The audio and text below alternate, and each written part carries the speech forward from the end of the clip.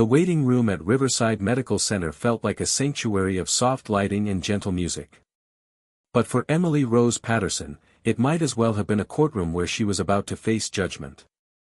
At 28, Emily had spent the last 3 years avoiding this moment, making excuses, canceling appointments, and pretending that her problem would somehow just disappear on its own.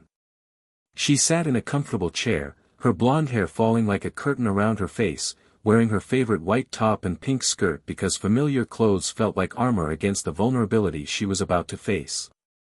Her hands were clasped tightly in her lap, and she found herself staring at the floor, unable to meet the eyes of other patients who seemed so much more confident about being there.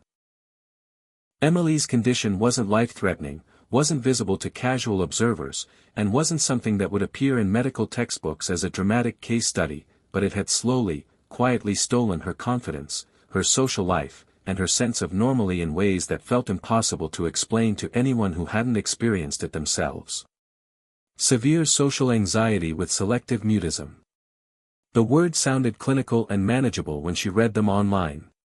But the reality was that Emily often found herself completely unable to speak in situations that other people navigated effortlessly. Job interviews, social gatherings, even ordering food at restaurants could leave her silent and panicked, trapped inside her own mind while the world waited for responses she couldn't give. The condition had cost her 3 job opportunities, several friendships, and countless moments where she'd wanted to participate in life, but found herself paralyzed by an invisible barrier that seemed insurmountable. Emily Patterson. A gentle voice called from the doorway leading to the examination rooms. Emily looked up to see a nurse with kind eyes and a warm smile, gesturing toward the hallway. With a deep breath that felt more like surrender than courage, Emily gathered her purse and followed, her heart racing with a familiar mixture of hope and dread that came with seeking help. The examination room was painted in soothing green tones with white shelving units that held medical supplies and inspirational prints about healing and wellness. Emily settled onto the blue examination table, the paper crinkling beneath her as she tried to find a comfortable position for what was sure to be an uncomfortable conversation. Dr. Anderson will be with you in just a moment, the nurse said gently. He's wonderful with anxiety disorders, so you're in excellent hands. Emily nodded, not trusting her voice to work properly, even for a simple thank you. She'd researched Dr. Anderson online, knew he was young and well regarded, but she'd also seen the impressive list of degrees and certifications that made her feel even more inadequate about her inability to function in basic social situations. A few minutes later, there was a soft knock on the door, and Emily looked up to see a man who appeared to be in his early 30s entering the room. Dr. James Anderson had brown hair and gentle eyes, and he wore his white coat with a comfortable familiarity of someone who genuinely enjoyed his work. What struck Emily immediately was the way he moved slowly and deliberately, never rushing, never creating the sense of urgency that made her anxiety spike. Good afternoon, Emily, Dr. Anderson said, settling into the chair across from her with an unhurried ease. I'm Dr. Anderson, but please call me James if you're more comfortable with that. I'm really glad you decided to come in today. Emily opened her mouth to respond, then felt the familiar tightening in her throat that signaled the beginning of one of her episodes. No words came out, just a small sound of frustration that made her cheeks burn with embarrassment. It's okay, James said immediately, his voice carrying no judgment, only understanding. Take your time. There's no pressure to speak if it doesn't feel right in this moment. Something in his tone made Emily look at him more carefully. Most doctors she'd encountered, even kind ones, had an underlying expectation that patients would be able to communicate normally. But James seemed genuinely comfortable with silence, as if he understood that sometimes words weren't immediately available. Would it help if I told you a little about myself first? James asked gently. Sometimes it's easier to open up to someone when you know you're not alone in struggling with things that seem easy for other people. Emily nodded, grateful for anything that might break the tension she felt building in her chest. I became interested in anxiety disorders because I lived with severe social anxiety through most of my teenage years and early 20s. James began, his voice taking on the thoughtful cadence of someone sharing something personal.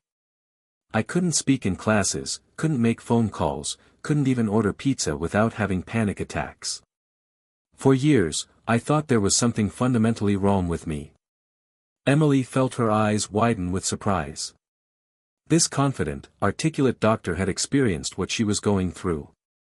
I know that look, James said with a gentle smile. It's hard to believe that someone who seems to have it all figured out could understand what it's like to be trapped inside your own mind, but I spent years feeling like I was watching life through a window, wanting to participate, but unable to break through the glass. Emily felt something loosening in her chest, a knot of shame and isolation that had been tight for so long she'd forgotten what it felt like to breathe freely. The thing that changed everything for me, James continued, was meeting a doctor who didn't just treat my symptoms, but who understood that anxiety disorders aren't character flaws or weaknesses. They're medical conditions that deserve the same respect and treatment as any other health challenge. How?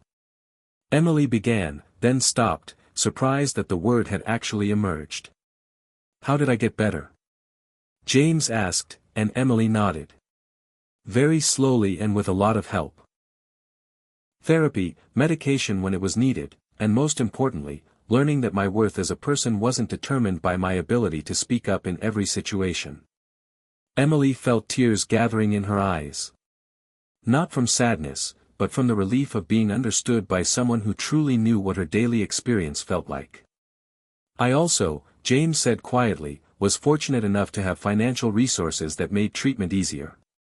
My family had money, and later I was able to build a successful practice that allowed me to give back to people who couldn't afford the kind of comprehensive care that helped me heal. Emily looked at him with new understanding. My family owns Anderson Medical Group and several other health care facilities throughout the state, James explained matter-of-factly. But the money didn't cure my anxiety, Emily. It just gave me access to resources that everyone deserves to have.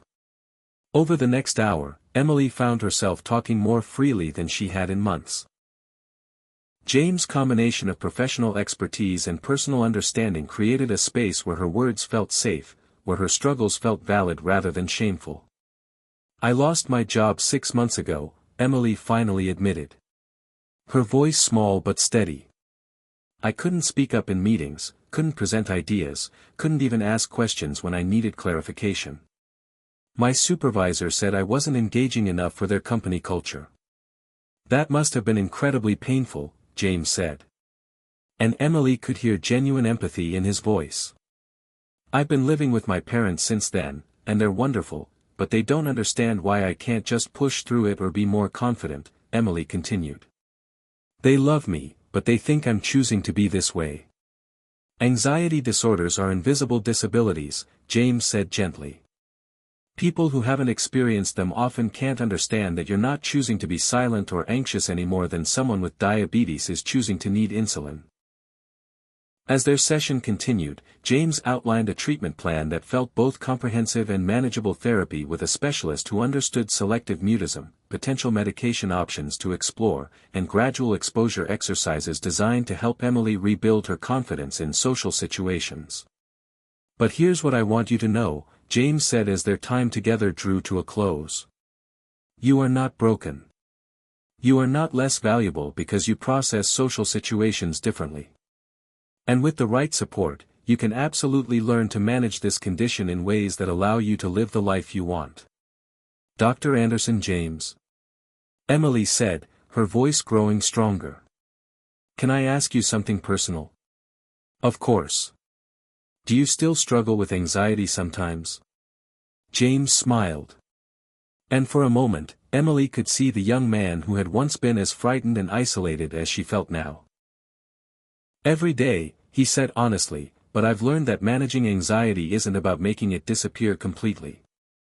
It's about developing tools and strategies that help you live fully despite the anxiety and surrounding yourself with people who understand and support your journey. I can't afford. Emily began, then stopped, embarrassed about discussing money. Emily, James said gently, I told you about my financial situation because I believe that good mental health care should be available to everyone regardless of their ability to pay. I run a foundation that provides treatment for people with anxiety disorders. Your treatment will be covered completely. Emily felt tears spilling over as the weight of years of suffering and shame finally began to lift. Why would you do that for someone you just met? Because 10 years ago, I was sitting where you're sitting now, feeling hopeless and alone, James replied.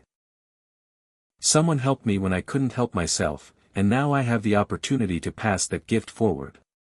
6 months later, Emily walked into the conference room at Morrison Digital Marketing with her shoulders straight and her voice ready. She'd been working there for 2 months as a content coordinator, a position that James had helped her find through his network of colleagues who understood the value of diverse perspectives and experiences. She still experienced anxiety, still had days when speaking felt challenging, but she now had tools to manage those moments instead of being controlled by them. More importantly, she'd learned that her sensitivity and thoughtfulness, qualities that came partly from her struggles with anxiety, were actually strengths in her work helping companies communicate with empathy and authenticity. Good morning, everyone, Emily said clearly as she began her presentation on the company's new client campaign. Today, I want to talk about how we can reach people who feel like they're invisible in our society and why those voices matter so much.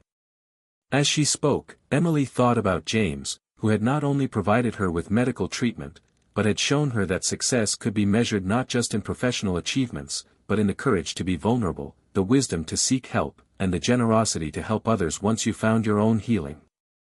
Sometimes the most powerful medicine isn't found in prescription bottles or therapy textbooks, but in the simple recognition that we're not alone in our struggles, that someone else has walked the difficult path we're traveling, and that healing is possible when we find the courage to trust others with our pain.